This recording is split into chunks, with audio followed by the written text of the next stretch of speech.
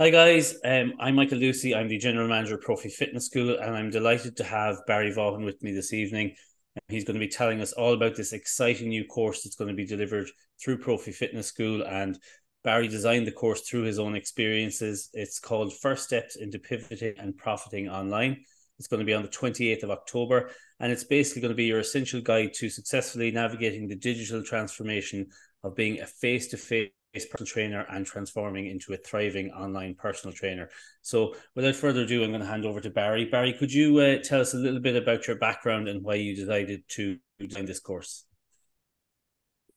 Yeah, so Michael, when 2019 rolled around, gyms shut due to COVID. I found myself with about 15 years worth of experience in gyms that was effectively useless for the sake of 6, 12, who was to know how many months, because I couldn't deliver my services online. So I think when I first went online, I had huge doubts, huge insecurities around, would my skills transfer online? How was I going to do it? And I suppose it's 4 years later now. So I feel that um, I've really had a really good grounding in the pitfalls and how not to do it. And what I'd love to know is just turn around and also maybe help personal trainers out there to put a couple of first steps in place to protect themselves in case they ever had to go online, that they could at least do something online, continue serving their clients, especially if things get weird again. There probably will be interruptions and um, people looking to go online over the next couple of years, if not already. You know. Yeah, it's definitely a thriving and growing market, online fitness training. And I suppose the first question I wanted to ask was, what would you say are the key benefits of transitioning from the in-person coaching to the online coaching in the fitness industry? But for me personally, I'd been on the gym floor for 15 years, which means opening the gym at 6 o'clock in the morning, closing at 10 o'clock at night. Um, I was an employee for 15 years. So there's two things really, I suppose. Transitioning online allows you to be a little bit more of your own boss. So you could pick your own hours, you can work from anywhere. I suppose I've three children. So my first daughter didn't see her first steps, didn't hear her first words because I was working. That kind of hurt me at the time. I suppose the biggest change for me moving online was I can work from anywhere. I can pick my own hours. I can do the school run to a couple of clients after that. And my two youngest kids, I've been here for every second of their life that I wanted to see. First steps, school dates. I suppose when I made my daughter a promise, my daughter was 5 when I moved online first. I kind of said to her, I'm going making some changes to my work. It means that I'll never have to miss a school play again. So that might not mean a lot to some people, but if people have kids, it means a lot. Having more freedom, having more choice in where you work and how you work, I think was a big thing for me. Yeah, that sounds like some major benefits, really, in terms of having your own flexibility, your own schedule, and being totally in charge. So, to do that, to go from being an in-person coach to an online coach, what would be the essential tools and equipment that you'd need to get started if you want to do coaching effectively as an online Well, fitness coach? to be honest with you, when I moved online first, I had an internet connection and an iPhone. And I think that would do someone up to about 2, 3, 4 grand a month of sales. That would do someone an iPhone, maybe a tripod, you know, €20 for a tripod. But there would be no need in the early stages to go fishing out, 5 grand for a website or something, because as you would learn pretty quickly, um, websites and big complicated technology doesn't really convert into getting clients, it's not necessary. So essentially, if a personal trainer is listening to this and they want to get started the next, to be ready for kind of the Christmas market, the people looking to start their training programs in January, essentially all they really need is the iPhone and a good internet connection. Yeah, and in fact, all I used to get going was a Facebook group. That's all I used. And in fact, some of the more recent courses that I've done, even last year, Facebook groups are alive again. There's a big thriving Facebook are really big on groups now. So if you wanted to start up an online training business now, you could use your smartphone, you could use a Facebook group, maybe a couple of small pieces of software. But one of your goals anyway should be to keep your costs down. That's the beautiful thing about online. Like the risk is so low because if you know well, if you're a good personal trainer, the next step is to open your own gym. And when you have a brick and mortar business, you've got rent, you've got overheads to pay, you've got rates, you've got corporate rates to pay. There's none of that with online. So basically, you set up shop online, you're up and running straight away. There's no real outlay. That's what I like. I think that's what I liked about it the most because even though I've taken risks since then in my entrepreneurial life, initially I was very risk averse. That's why COVID really did me a favor because gave me a bit of a kick up the butt into taking a small risk and going online. So it kind of forces you to take action and go for the online coaching. Yeah, it was ideal because I kind of always had secretly wanted to do it anyway, but kind of gave me a push. Yeah, 100%. And I'd say a lot of potential students of this course would be gym owners who are faced with the challenges, as you said, of rates, of rent, of rising inflation, like electricity costs. All of that stuff is a big challenge for them. So, as you said, it's almost, in terms of cost, it's almost risk free. There's very little cost involved. So it's a very attractive proposition. In terms of platforms or websites for marketing and promoting the online fitness coaching services or your online fitness coaching services, is there any platforms that you'd recommend? I wasn't going to give this company a plug because I don't actually use them anymore, but there is actually a company called Clientware with a K. And I can drop a link below. I used them for 6 months last year, and they're outstanding because I'll be upfront with you, I was spending about 750, €800 a month between all of the different software providers that I had. I had Calendly, I had a website, ClickFunnels was one. And there's loads of companies like Clientware now, but Clientware are very good. There's an English company called Clientware. It's actually all in the one software. So I've recommended 5 or 6 different friends of mine to go and purchase their software because they do a website host, they do a Calendly, they do, you can integrate all of your social media into the one place. And you'll find if you're going to be doing this for a living, you're going to have to be organized. So if you can take software that takes the heavy lifting off you, there's loads of benefit to that. And is there a big upfront or recurring cost involved in using a software like Clientware? No, I'm using a slightly different one now instead myself. I'm using a software called Systeme.io now myself. It's free. It's free. Like if you wanted to run webinars, it's €50 a month. Like MailChimp is, I think it's tenner a month. Calendly is a tenner a month. So like in reality, someone should be able to get up and running with a robust online business, spending less than 200 quid a month on software, which is nothing, do you know? Yeah, and I would say a lot of potential online coaches are really worried that the costs be astronomical for that kind of stuff. But from listening to you, it sounds relatively cheap. Well, it's the biggest mistake that I've seen people make when they try really hard and fail with the online is that I had a friend, I won't name for example, I was using Trainerize at one point. I think you get 5 clients for free because they all want you to expand. It's like the fruit and vegetable section of Aldi. They're throwing it at you. They all want you to start small and expand. So when I first went online, I think I had 50 clients when I first went online. I think my software was costing me about €50 a month, you know? And then Yeah. there was one of my best friends was going online. He said, "Oh, I'm going to build an app." He said, "From scratch." I said, "Oh yeah, how's that going to go?" "Oh, it's going to cost 200 grand." I was like, so to me, like, don't go building anything that already exists is my rule, I think. Like, you've got hundreds of personal trainer software. Like, you've got Trainerize, you've got What's the one that I ever fit? There's dozens. It's just finding the right fit for you and your clients, you know. I think you can keep the costs down. That's one of the beauties of it. Yeah, 100%.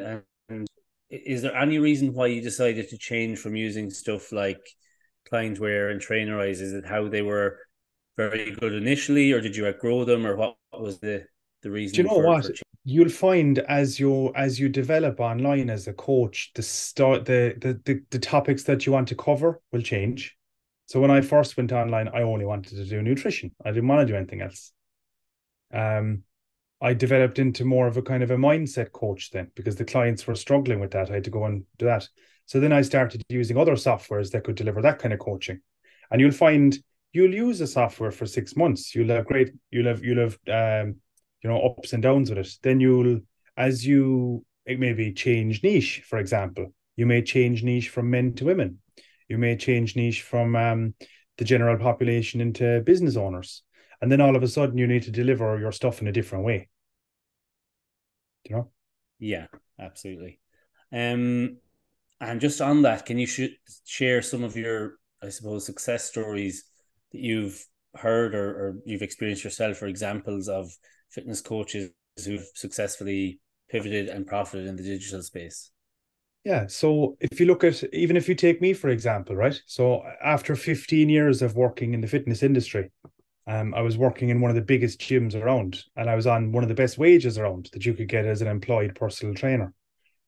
When I went online, I started making sales in a week that would cover a month of my wages, do you know? And to me, that was unheard of. And also, I was kind of divorcing myself from working by the hour, if that makes sense. Because when you're online, it's different. You're charging clients for the outcome. So there's numerous ways to do that where you're not actually working face to face for the hour with the client. Um, does that make Would sense? you say that, yeah, would you say in that sense that you were selling on the result rather than logistics? You were focused on the 100%. outcome. And I took some convincing. I didn't really understand what that meant because, you know, if you're in if you're doing something for 15 years, it's quite hard to change how you're doing it. But I suppose I learned that all your potential client out there cares about is the result. And kind of all they care about in this transaction, at least, all they care about is that they get the result. They don't really care how it happens. And they don't necessarily want to spend time with you. Do you know what I mean? They're more interested in the result than they are with you. I found with personal training was a bit of a trap because especially if you were a good storyteller, you're a good crack, you're making people laugh. You find people are paying you 50 euros an hour to spend an hour with you. But online Yeah. isn't like that. With online, nobody cares about your personality. They only want the result. That was a big difference, you know. Yeah, yeah, I can definitely relate to that in the sense that I think traditionally a lot of clients are so used to being sold to on how many hours a week do I get you for this rate, whereas with the online code, what you tend to see is that I'm going to get you in amazing shape. You're going to have fantastic results, and it's more so about the outcome as opposed to the journey of getting there. But there's So actually a yeah, flip side to that. Now, if you're a personal trainer and you're fully booked, like I remember now, I used to have 150 clients a week in personal training, and that would be for like 5 years, right? And there okay, was a waiting list. There was like a 6 week waiting list. So, like, if I took a sick day, the clients had nervous breakdowns. And I started to understand that maybe that wasn't such a good thing for everybody, wasn't good for the business that I was in, because if I took a sick day, my employer was out of pocket, wasn't good for the clients' long term development, because uh, I kind of got this kind of nausea in my stomach where, oh my God, am I teaching these clients to need me to be successful? And I suppose when I went online, I learned a different style of coaching where, say, for example, it's nothing to do with me. It's more about the client. That's the thing. Personal training, and this could trigger personal trainers out there. Personal training, when you're fully booked, is kind of all about the personal trainer. In my mind, it was anyway. It was, I'm strong and fit. I do everything right. You do everything wrong. Look at me. I'm amazing. Come and train with me. Where the online was the opposite. It was zeroing in on the clients, their problems, their pains, the struggles they were having. And maybe that's the clients loved it. I think when I started that kind of online stuff, I felt like the clients turned towards it the way like a plant would turn towards the sun, because here they were finally being listened to. Because in a gym setting as well, this is important. In a gym setting, you're not going to talk about anything important. Like you're going to talk about the cinema. You're going to talk about like, what's the missus up to this weekend? What are you going to do in the weekend? Where in reality, the real reason most people aren't getting results in health and fitness is they have problems with stress, problems with anxiety, problems with depression, problems with sleep, problems with kids keeping them awake all night. And a personal trainer is powerless to solve those problems if they occur outside the gym. Do you know? So I'd been listening to the clients and the things they were struggling with. And I said, you know what? Here I am now. I'm finally going to do something about it. I'm going to put together something nice and quiet away from the gym floor to help people with their deeper problems that are holding them back anyway. Because remember, as I said to you the last day, it was only ever 1 in 7 people visited gyms before lockdown. It's 1 in 20 now. So like the online fitness, I think, is worth 30 billion this year. It's going to be worth 70 billion in 2030. Like not just from a business point of view, but even from a humanitarian point of view. I think you'll agree. What we actually got into this business for was to help people with their problems. I found that I couldn't really do that as effectively as a personal trainer as I can now. Yeah, absolutely. And I assume as well that you're reaching a much wider audience as well than like with a personal trainer. You're restricted. You're based on that one location, and you're limited in the amount of people you can serve. By being online, it's such a broader audience. Yeah, like I've sorry, my light is failing here, but I have clients in like 5 different countries. I have clients in Australia, I have clients in America. I have clients that I never would have met even if I wasn't doing it online. Do you know? Like I've named one of my kids after a client that I wouldn't have met if I didn't go online. Do you know what I mean? And like here you are, like you got clients there. Like there's a client of mine that's down £100, and she was down £100 before I met her. So Okay. like, and even that lady was in a different part of the country to me. We never would have met. I never could have helped her. You know? Okay. That's yeah. Just shows you the different type of people you get to meet and the audience you're reaching when you pivot to online training. Yep. I'm just going to ask you as well, Barry, about providing some guidance on time management and productivity tips for online fitness coaches, especially like by pivoting online. I assume they're also trying to balance their coaching and other responsibilities. So, what's the best way to do that? Do you know one thing you can do actually, and it might be a nice conversation starter if anyone wants to reach out to me after this. If you're posting this online, if they comment under it with the word time, you can put them in touch with me. I'll give them a little bit of help with time management for free without any strings attached, because I found it was a real mind bender when I became self-employed online. Here I was looking at the week. I was used to working 39 hours, being told precisely what to do. When you're working online, time has a different quality to it. You could easily waste it doing things that don't matter, you know? So if anyone has a pen there and they want to get organized with their time online, there are only, for example, 4 things that you'd need to do to be successful online. You'd need to be doing creation, you'd need to be doing marketing, you need to be doing sales, and you need to be doing delivery or coaching the stuff. And if you started off doing 6 hours of each, that's a nice little benchmark, because that's probably 6 hours more marketing than what people are doing now. You know, because what most people out there, they're fantastic coaches, but they're probably not marketing themselves. And I found that split was wonderful for me when I first began. Like that kept me going for 2 years. I did, and also I could choose to do 8, 8, 8, and 8 to make a 32-hour work week, or I could do 6, 6, 6, 6, and 6 and make a 24-hour work week. And where it gets really cool then is when you're organized, you can do a 24-hour work week and come away better off than doing a 40-hour work week, which I think was kind of magical for me, because then I've got a business that's growing, I've got clients that are doing well, and you're taking the kids to the playground. Do you know? If your time So, management is on point, you can do that, you know? so you would say that the quality of your work improved by actually spending less time on it as you went, like the 6 hour. 100%. And Yeah. also don't underestimate the amount of self-care that you'd have to do. Like when I was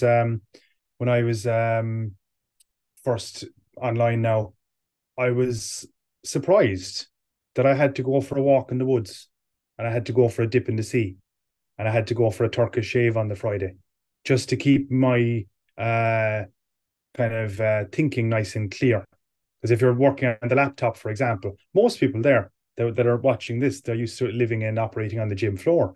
When you're working face to face with a laptop, when you go for that walk in the woods, dip in the sea, you're setting an example to the clients, you're setting an example to your kids, you're showing the clients, here, look how well I'm benefiting from my nature time and my time away from the screen.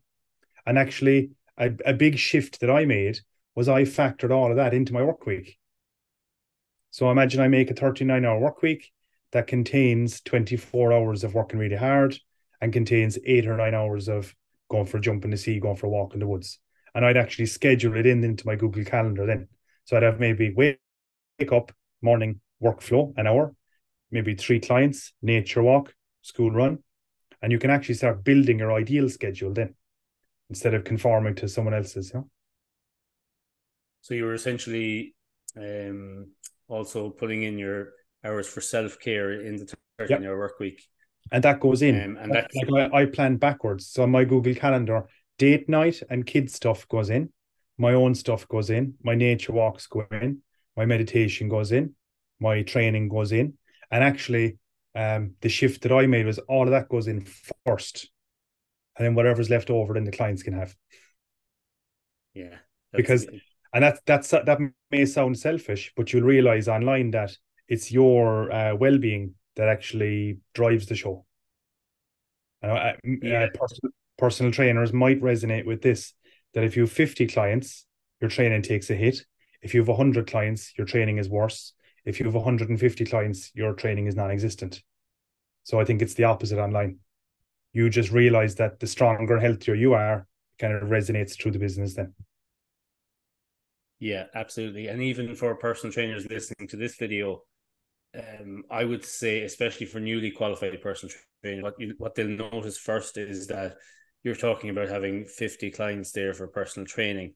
And if you're meeting those clients twice to 3 times a week, that's like 150 odd hours, or it's a lot of hours in the week that you're taking up all of your time. So you actually don't have any time for self-care or time for yourself. So probably the biggest benefit you've talked about is the freedom that you have when you actually pivot to the online coaching. And also something that I didn't know about at the time, when two people are speaking, there's an energy transfer from high to low. So as a personal trainer, you're selling your energy and your motivation to clients that don't have any. Now, when I did a software report, my last week of work with as a personal trainer, I interacted face to face with over 2,000 clients my last week, right? Between teaching classes, between personal training, about 2,000 people. That means that 2,000 people walked into the gym tired, and walked out full of beans because they spent time with me. But that eats into your own personal energy reserves. So that's why you'll see personal trainers, drinking 5 or 6 cans of Monster and 5 or 6 coffees in an 8-hour shift. It's because their energy is leaking away into the clients. Now, with online, if you're set up properly online, you should have no more than 20 clients. Do you know? I don't really agree with having 5 or 6 thousand online clients, because then you've just taken an in-person problem and you've played it out online. I feel the whole point of doing online is you're supposed to be able to help your ideal client with the type of work that you'd love to do. And then you're better able to manage your energy reserves, if that makes sense. Yeah, and it's probably something you'll talk about more on the actual course, but finding your niche and finding the right type of person is so important for the online coaching. There's not very many coaches that you've talked about that try and serve nearly everyone general pop. Like obviously Joe Wicks springs to mind as that type of coach, but what from your experience you're saying it's better to focus on a small group of clients and really specialize in their pain and helping them through that. You kind of have to, because like if your knee was acting up and you wanted a knee surgery, like would you go to a surgeon that did everything, like out of the back of a truck? Like you want to go to a knee surgeon. Like if you're up to Santry, you'd be saying, who is the knee guy? I want to talk to him. And your clients know that. So what you're doing is, if you are specializing, you're deciding to be an expert at one thing. And actually, the way that we look at it nowadays is you say that you're dating your niche, especially when you start online. Just because you pick one doesn't mean you have to stick with it for the rest of your life. The best thing to do is we have worksheets and ways of picking what would suit you and what wouldn't. But the best attitude is to date your niche, to have a really well thought out, reasonable argument as to why you should help that population, and then see does it pass the sniff test as well. There's some things that would rule people out from being good online clients as well, you know. And I presume from your experience that niche is something that evolves over time and it can change as well. It's not something that's set in stone. Like my when I first went online, I took on 23 clients. I think I took on 23 clients at €300. And then I zeroed in on my niche after that. You know, it was okay to help everybody with the beta test version, but then I learned, and through those 23 people, I realized that I was better at some than others. And then you zero in then, like anything. Yeah, absolutely. I'll just ask you one more, Barry. I found it very, very interesting this evening. The last question I'll ask you is about what metrics or key performance indicators should online fitness coaches track to measure their success and make data-driven decisions? I think the easiest one would be how many new conversations are you having each month?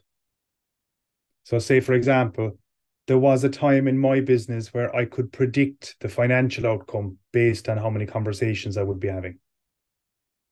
And like one of the things we've learned from online is if you're having no conversations at all with new people, you'll have zero income that month.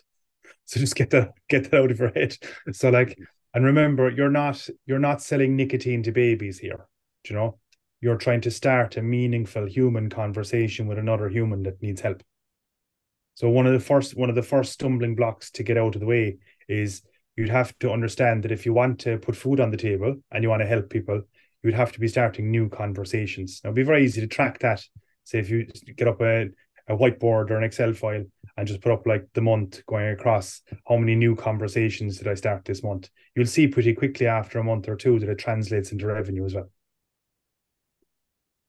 So basically focus on really good quality conversations. Is there a number you'd give for someone that's new to online training, just the starting point for how many conversations they should aim to start per day? To be honest with you, I think if you were starting 5 or 10 conversations a day, you'd be doing really well. Do you know?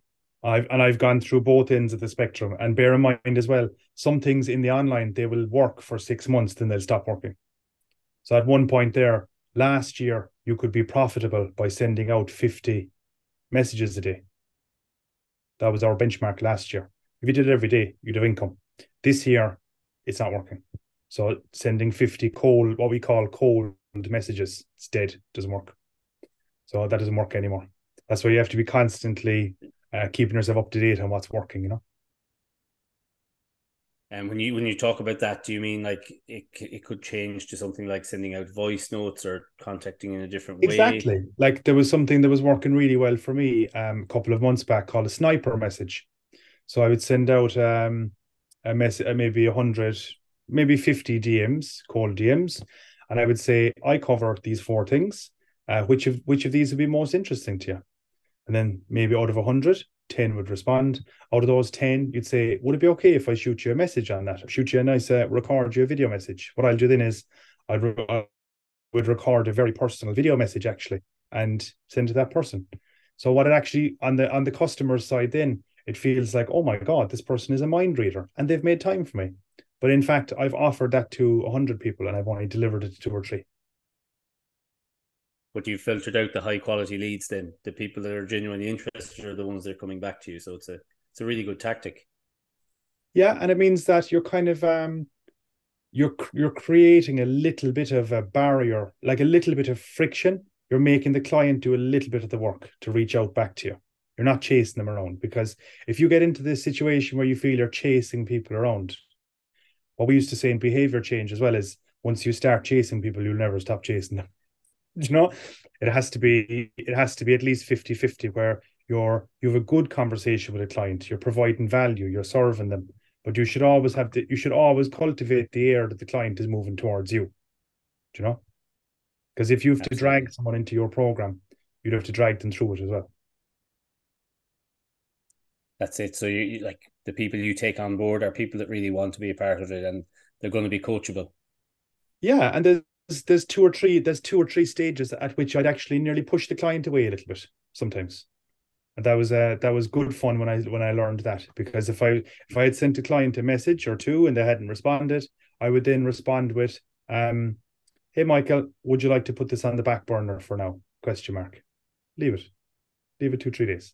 Eventually, Michael will come back and say, "No, no, no, no, no. The kids were sick. I'm ready to talk. Can you help me?" You know? Yeah, no, it's a really good point, and I would say, like, personal trainers that are listening to this are like, you'd be mad to turn away a client, or when you're trying to start out, but you Yeah. are saving yourself long term pain by taking those clients on board as well. But you're The saving ones that are yourself 12 weeks that you could be using to spend helping a client that really wants your help. Because I tell you now, when you go online, you will find your perfect clients. Do you know? Like I've met clients online that I've named my kids after. Do you know? You'll meet because they have to jump through so many hoops to find you and sign up with you. You'll find your perfect clients online.